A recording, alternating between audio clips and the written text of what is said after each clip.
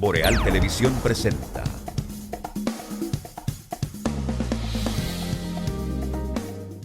Banco Popular Dominicano, siempre a tu lado, presenta. Muy buenas tardes, amables televidentes. Aquí estamos, como cada viernes, Visión Económica a las 18 horas. Alejandro Noel y un servidor, Leonardo Valverde, en este estilo de hacer comunicación, de llevarle nuestro parecer sobre los acontecimientos económicos, sociales y políticos de la República Dominicana y más allá. Buenas tardes, Alejandro, ¿qué tal?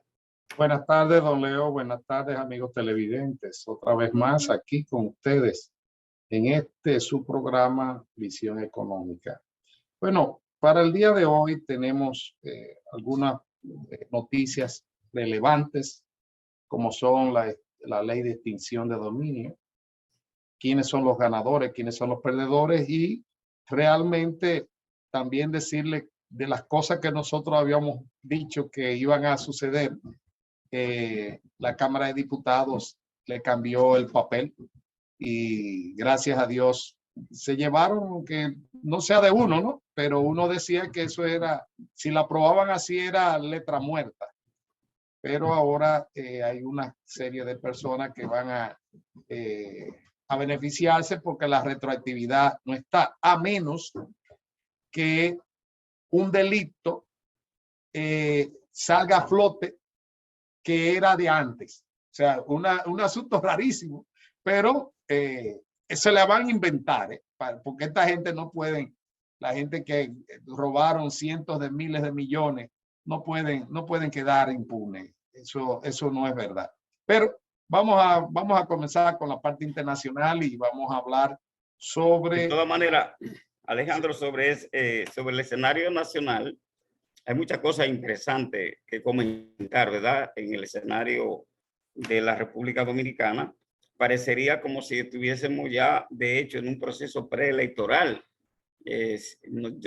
Yo señalaba en programas anteriores de lo complicado que es someter a la discusión del Congreso Nacional y la participación de la ciudadanía en una ley tan conflictiva como la ley de extinción de dominio, porque tiene un matiz político, ¿verdad? En el sentido de dónde se aprueba, cómo se aprueba, por un lado, y por otro lado, a quién se le va a aplicar. Es decir, que estaríamos hablando fundamentalmente de funcionarios públicos y de empresarios privados que se le demuestre, ¿verdad? Pero la manera como se ha aprobado, conforme lo que nosotros hemos interpretado, de la ley de los proyectos que finalmente aprobó el Senado de la República después de haber tenido una modificación de 40 puntos en la Cámara de Diputados, obviamente que parece ser que el no tener carácter retroactivo, eso como que es un borrón y cuenta nueva, lo que entiende una buena parte de la población,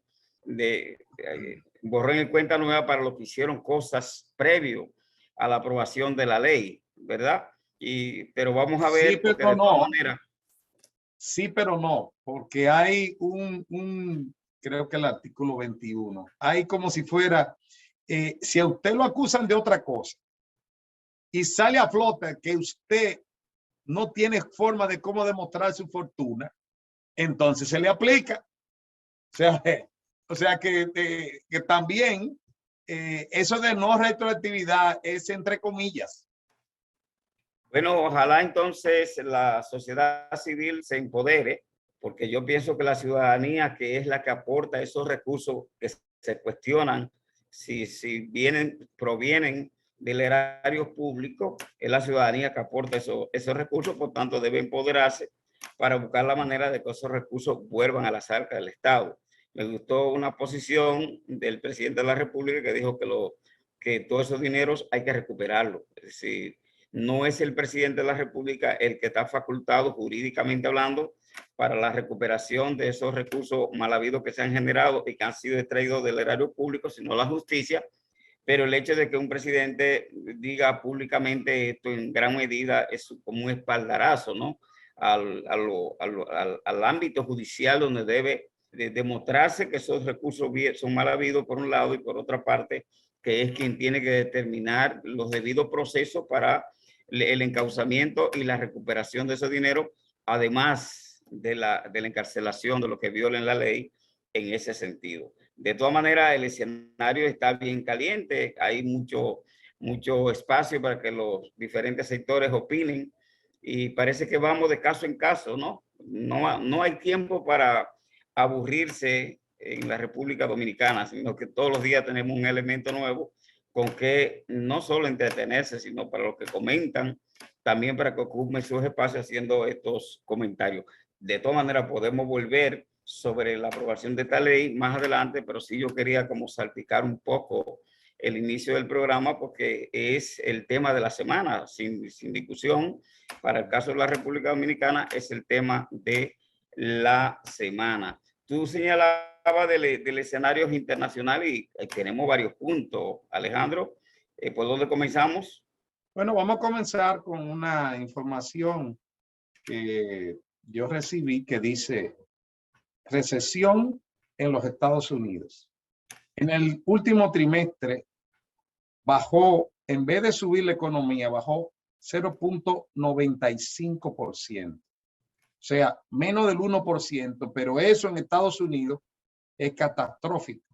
Y como usted es el economista, yo lo que quiero, con la subida también de 0.75% de la política monetaria de la Reserva Federal, ármeme ese muñeco, ver qué nos depara a nosotros.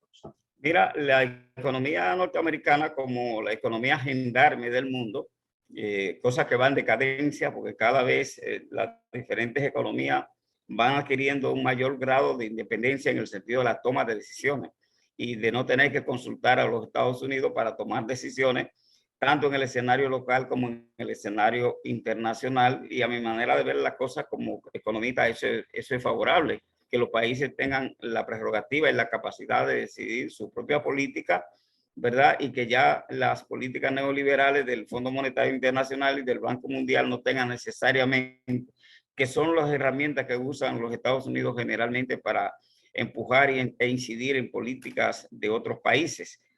Pero la economía norteamericana, Alejandro y ustedes, amables televidentes, tiene una cosa que no tienen otras economías de menor jerarquía. Y es que en Estados Unidos no se esconde, no se tapa, no se hacen muñecos con respecto a la situación económica, porque los países cuya población, para los países que son desarrollados, la población vota y opina en función de su bienestar particular. Aquí en estos países, con la cultura nuestra, es fácil incidir en la gente para que vote por una posición o no, o para que apoye un gobierno o no, sencillamente con dádivas coyunturales. En Estados Unidos, la población que tiene una alta tasa de incidencia en las decisiones que se van a tomar en política, no comen cuento con esto. Entonces los políticos tienen que hablar las cosas bien claras, porque cualquiera puede desmentir a cualquier organismo federal o estatal, dependiendo de dónde se produzca, lo pueden contradecir públicamente. Entonces, Estados Unidos acaba de confirmar que de lo que llamaban la burbuja económica, que es un término muy sofisticado para hablar de crisis económica, ¿verdad? Ya están hablando claramente que no es solamente burbujas, porque las burbujas es algo que va subiendo y fácilmente vuelve a bajar. Estamos hablando de una crisis que ya es estructural en los Estados Unidos y estamos hablando de un proceso recesivo, es decir, que de esa burbuja estamos hablando. ¿Y qué es la recesión? Estamos hablando de un incremento de los precios que se está produciendo en Estados Unidos de manera bastante considerable, con un nivel de desempleo y un estancamiento económico como resultado de las dos cosas anteriores. Y si a esa situación entonces se le agrega la decisión de incrementar las tasas de interés, eso genera particularmente la tasa de interés de referencia de política monetaria, que es la que incide en el conjunto de las instituciones bancarias y financieras, no solamente de los Estados Unidos, sino también de otros continentes, por la incidencia que tiene la economía y la finanza norteamericana en la economía mundial. Entonces estamos hablando abiertamente en Estados Unidos de un proceso de recesión económica. ¿Qué es la recesión económica? Es un punto de lo que le llaman la crisis cíclica del sistema capitalista, donde se incrementa el desempleo y a la vez se incrementan los precios. Y la combinación de esas dos variables con el incremento del costo del dinero en la economía, entonces produce un estancamiento económico. Y todo el mundo sabe que cuando una economía personal, familiar, empresarial o estatal se contrae, se produce un estancamiento, entonces estamos hablando de un momento dificultoso y de un momento que no se resuelve con una resolución de un Congreso, de un gobierno, ni mucho menos de la Reserva Federal, sino que se va convirtiendo de más en más en un asunto que de coyuntural pasa a ser estructural. Es decir, se inicia, se produce y no se sabe cuándo termina. Esta situación, entonces, para terminar, Alejandro, puede producir tendencialmente dos situaciones siguiendo la teoría de los ciclos económicos.